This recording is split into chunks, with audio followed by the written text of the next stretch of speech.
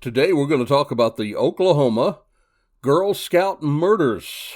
In this series, you will learn something about a 45-year-old code case, something new that may bring an unsolved mystery to court. This and a whole lot more on this episode of Charlie Crimebuster. Well, what some people are calling the fastest minutes in podcasting.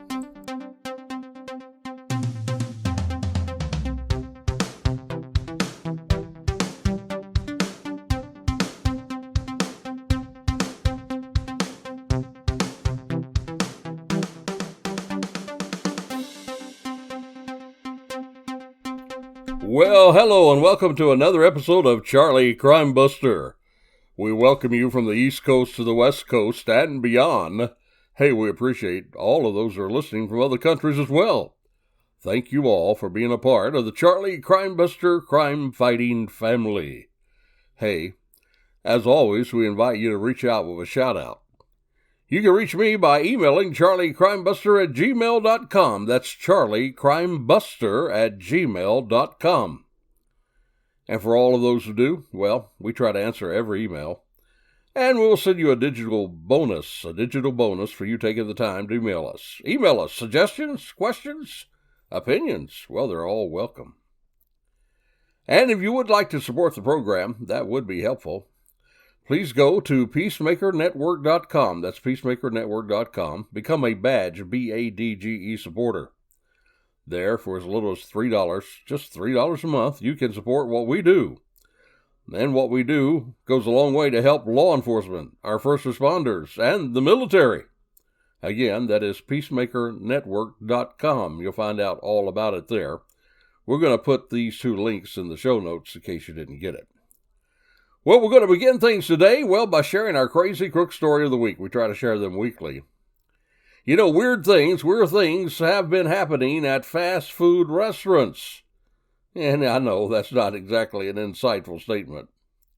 It seems like restaurants today are always in the news due to strange customers or outlandish acts of employees. But in the past few weeks, there's been a lot of unusual stories that's turned up in the news. So many, in fact, that I thought I probably could find a crazy crook story from there. And sure enough, yep, I did. This one from Nebraska, the state of Nebraska. I don't know, but maybe this crook could use a mentor, maybe to help him, show him the ropes, you know. This happened in Norfolk, Nebraska. A 21-year-old man told an employee at a Burger King that he was mulling over the idea that he might rob the place. This is all according to the Omaha World Herald. The 21-year-old made the comment while ordering food, and he showed his handgun. But he did not hold up the Burger King at that point. He left.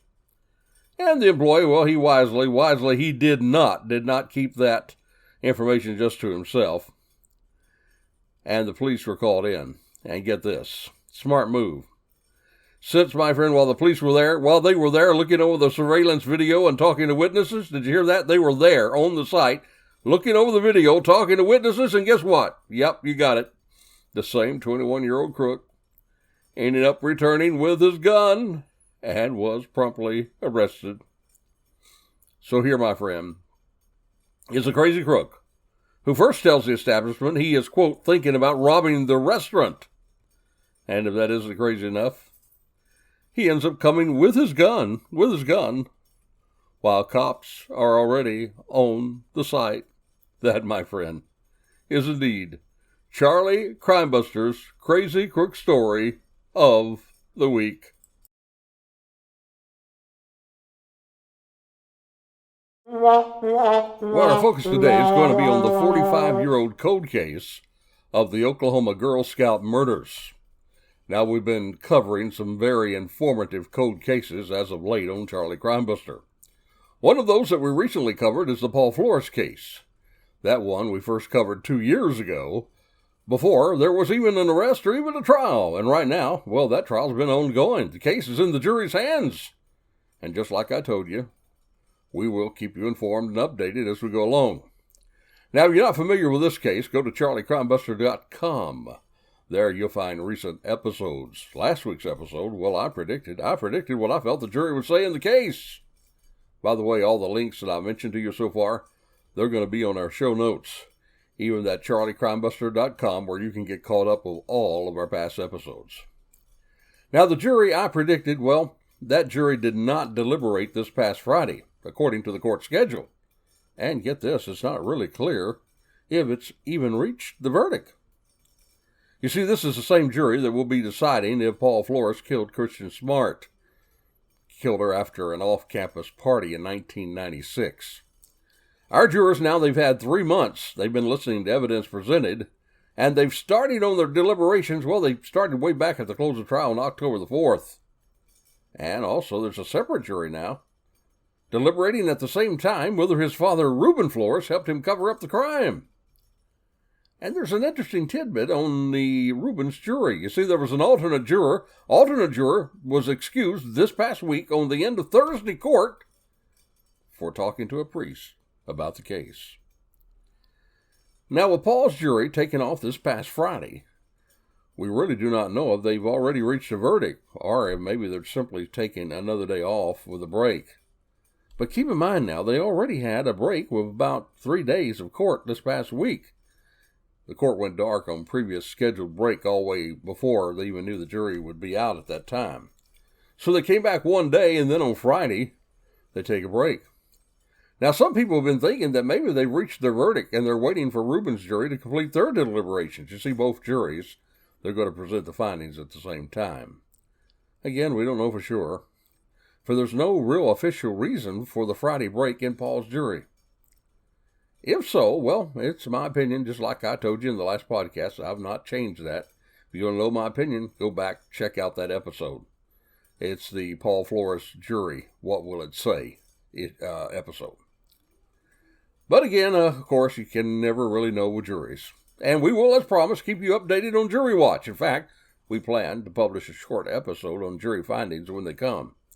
So check your podcast platform this week for a possible special episode on what the jury did say in the Paul Flores trial. So now we're talking about the case of the Oklahoma Girl Scout murders. And folks, I got to tell you, this is really a sad one. You see, as a cop, I've seen a whole lot of dead bodies. In fact, when I was working with the Chesterfield County Police Department up in Virginia, which is in the greater Richmond area, worked there as a special police officer.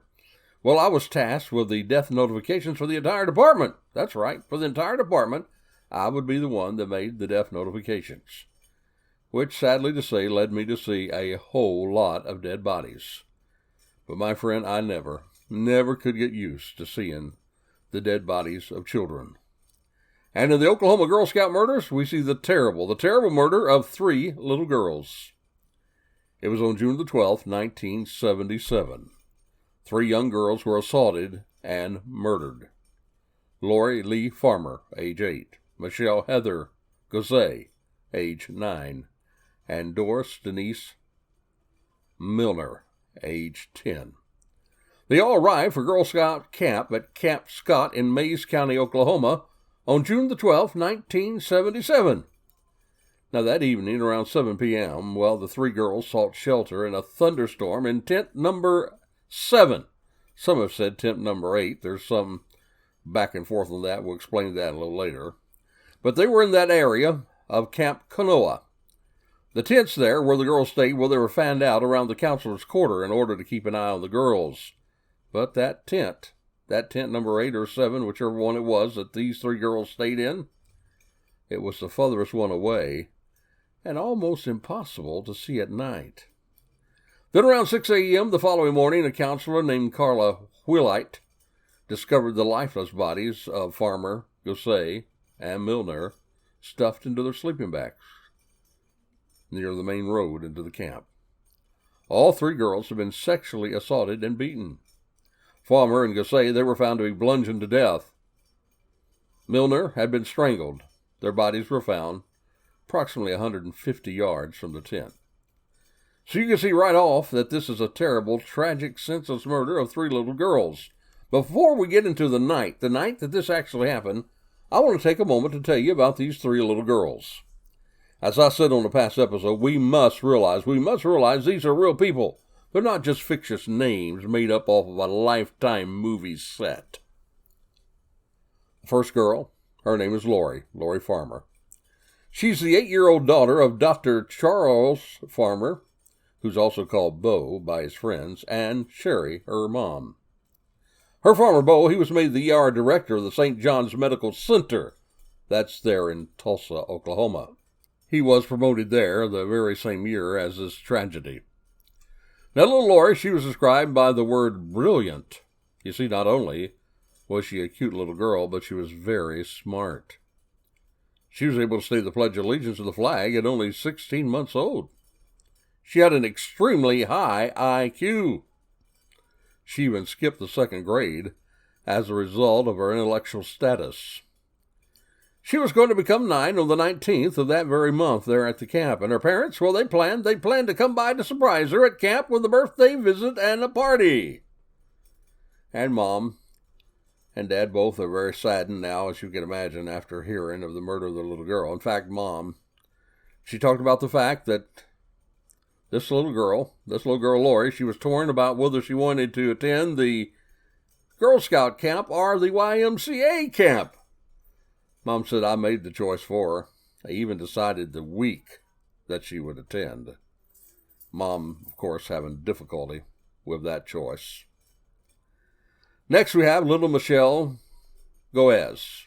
She was 9 years of age. She was considered to some to be both shy and sweet. She loved soccer, was very athletic, quite active in the Girl Scouts.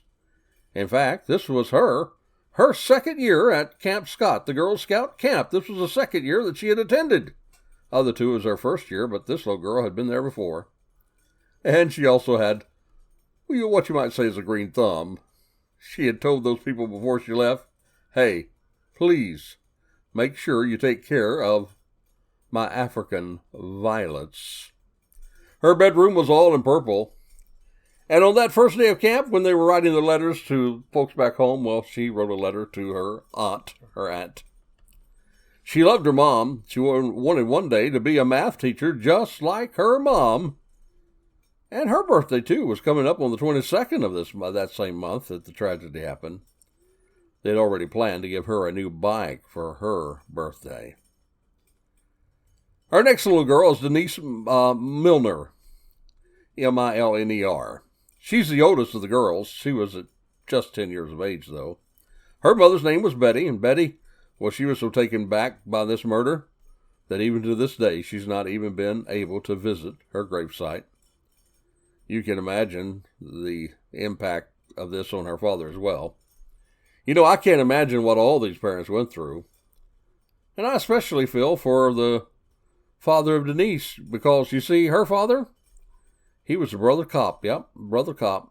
He was with the Tulsa Police Department. In fact, that same year, he had received the Medal of Valor for stopping an armed robbery in progress. A brother cop. You see, my friend, think about this. You're out there on the street protecting the city from scumbags like whoever the monster or monsters were to commit these murders.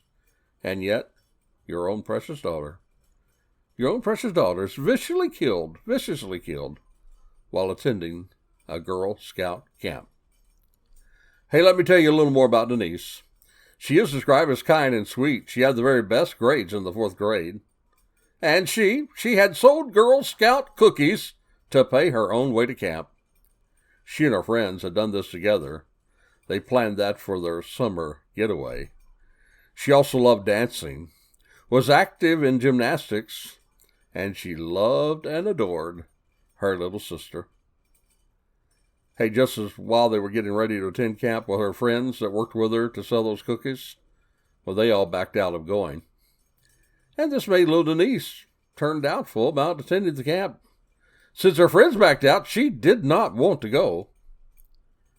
Her mother, though, as most moms would, wanted to see this as a chance for her to be grown, to develop some growth, and to make new friends.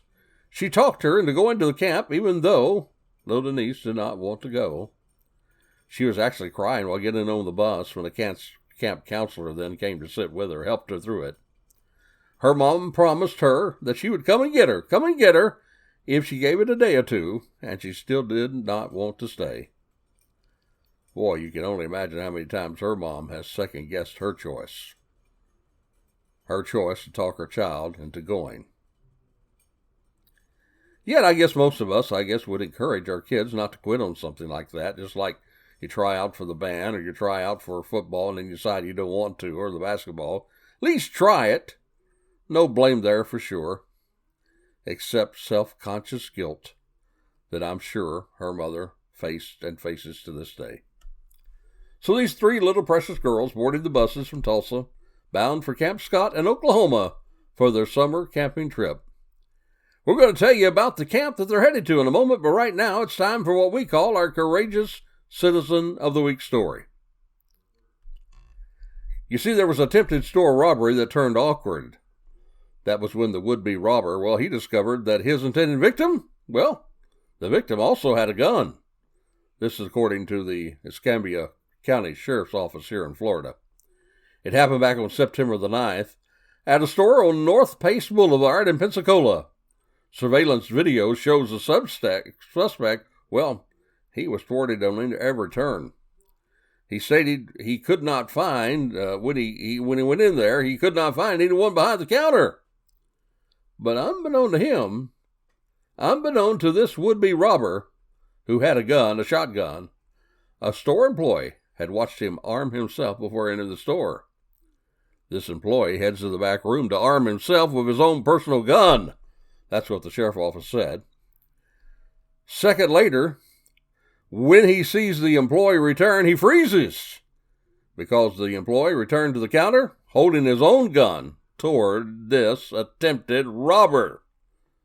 At that point, the suspect is heard trying to come up with some non-threatening reason why he had brought a shotgun into the convenience store. He said it's for personal protection, man. He explains, I don't mean no harm. I'm just not from around here, he tells the clerk. He says, I'm from Chicago. Well, Mr. Chicago, unlike your city where people have difficulty getting concealed carry permits, and many of them cannot arm themselves, in Florida, we have the right to defend ourselves. Back to our story.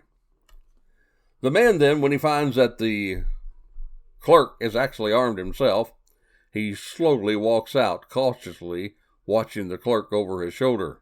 By the way, no purchase was made during this encounter. Thankfully, he decides it's not the time for a robbery. That's what the sheriff's office said.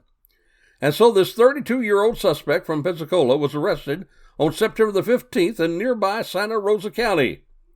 And he was found in possession of that same shotgun that he had in the store where he was attempting to rob it. He was charged of openly carrying a prohibited weapon, attempted robbery with a firearm. Bond was set at $100,000 for the attempted robbery with a firearm charge. That's what jail records show. So this store clerk who decides to defend himself and stand his ground in a stand-your-ground state. He is indeed Charlie Crimebuster's Courageous Citizen of the Week. Now I understand that you may have listeners who disagree with me on the right to care, and that's okay. I would agree with you, but then we both would be wrong. No, seriously, we can agree to disagree. I even welcome your comments. Go ahead, email me, charliecrimebuster@gmail.com. Now let's talk about the camp where this tragedy happened. And think with me, if there had been armed security on site, this horrific murder may not have taken place. This Girl Scout camp, is located in Cookson Hills of Oklahoma, just a few miles south of Locust Grove.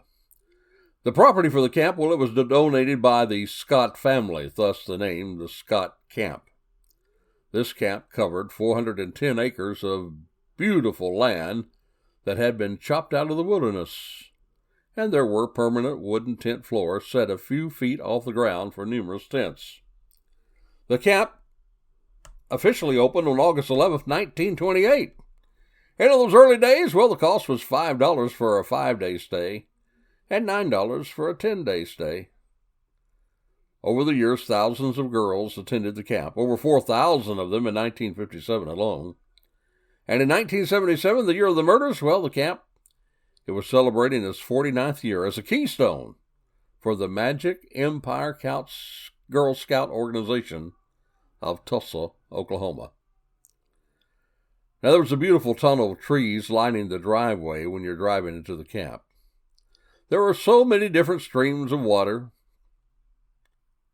A swimming pool was there, a gigantic mess hall, numerous hiking trails, plenty of places for campfires, and even a singing porch for the girls.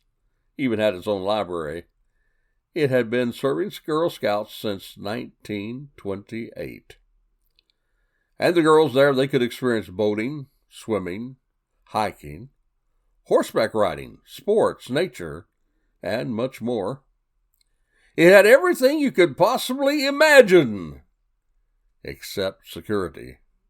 That is, proper security. We'll talk about that later.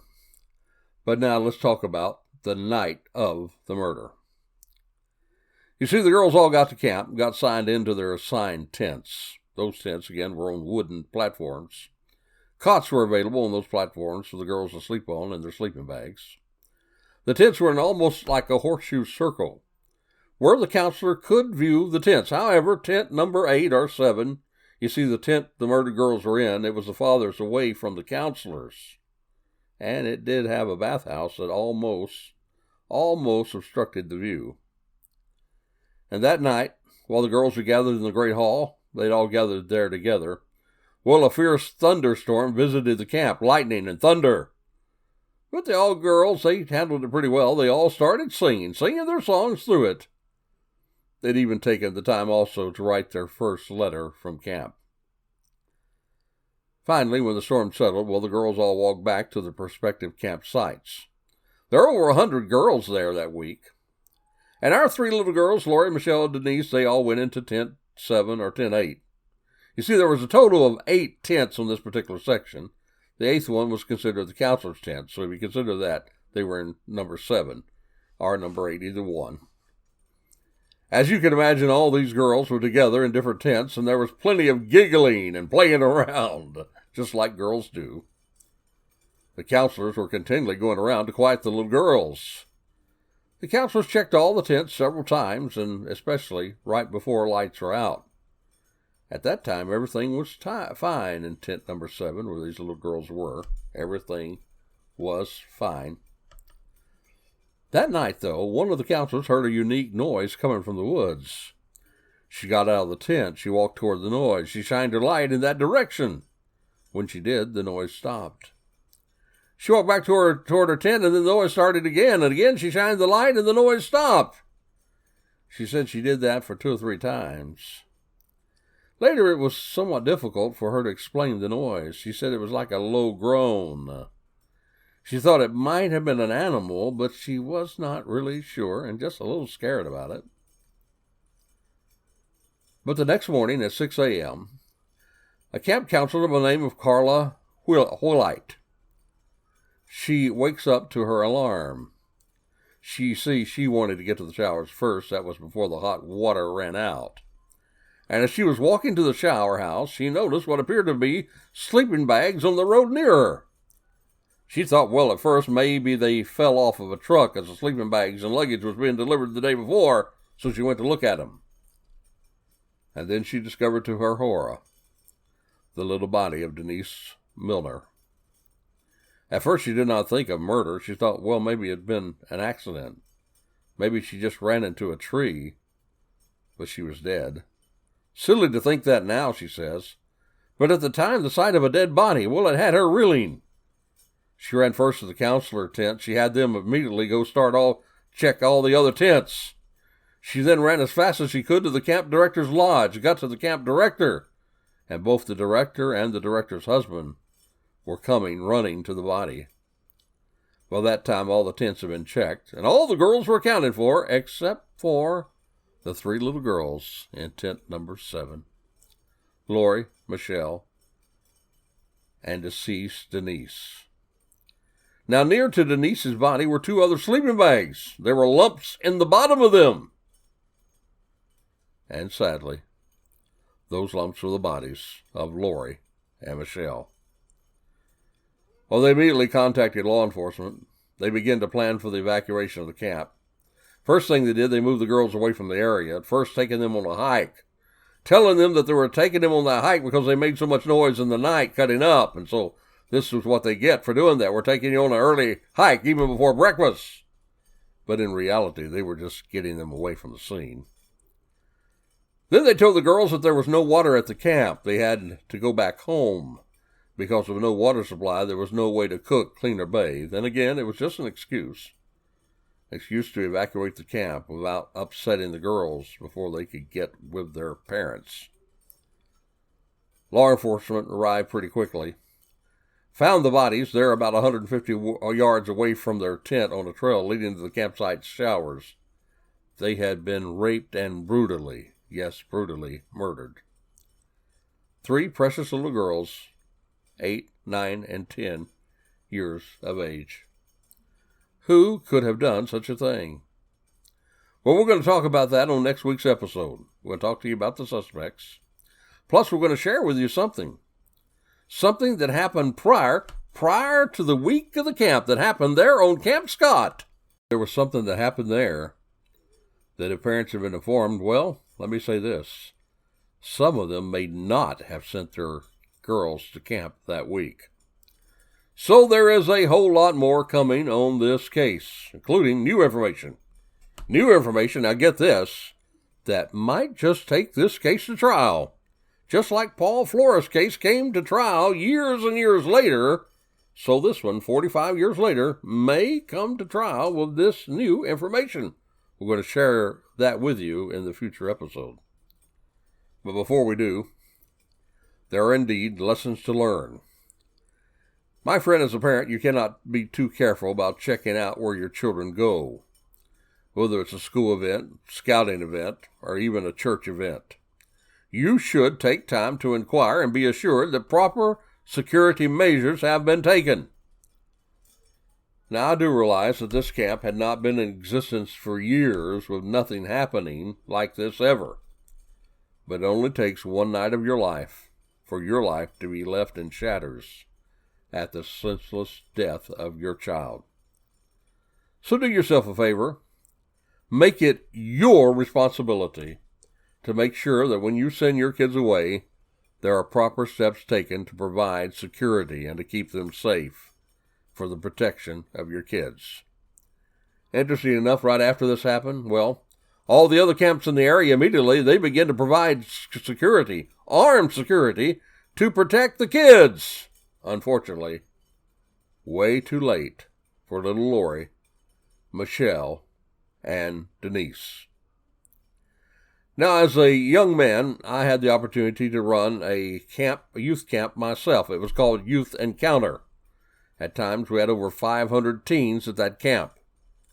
And even at that camp, we provided security. We had someone there walking around every night providing security. And it should be the same of any camp, in my opinion. Next week now, we're going to tell you about a suspect and a trial. Did you get that? A suspect and a trial, and yet, get this, even though there was a suspect and a trial, well, that case now still remains unsolved. How in the world did that happen? We're going to tell you all about that next week. So until this time next week, this is Charlie Crimebuster reminding you, stay alert. Keep your family safe.